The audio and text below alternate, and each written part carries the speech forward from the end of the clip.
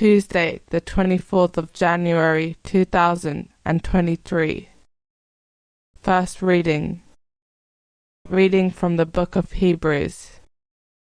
Since the law has no more than a reflection of these realities, and no finished picture of them, it is quite incapable of bringing the worshippers to perfection, with the same sacrifices repeatedly offered year after year. Otherwise, the offering of them would have stopped, because the worshippers, when they had been purified once, would have no awareness of sins. Instead of that, the sins are recalled year after year in the sacrifices.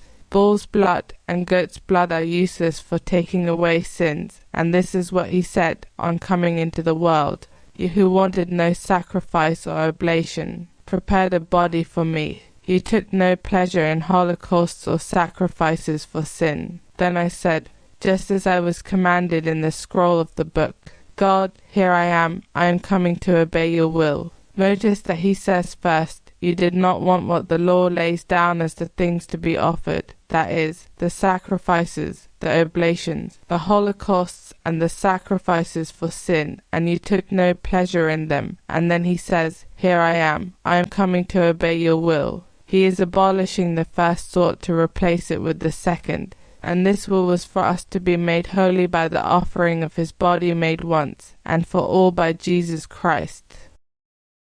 Responsorial Psalm. Here I am, Lord, I come to do your will.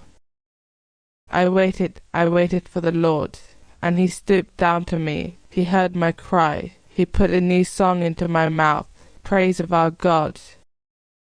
Here I am, Lord, I come to do your will.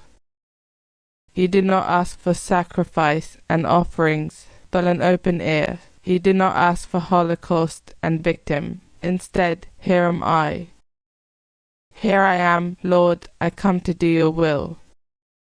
Your justice I have proclaimed in the great assembly. My lips I have not sealed. You know it, O Lord.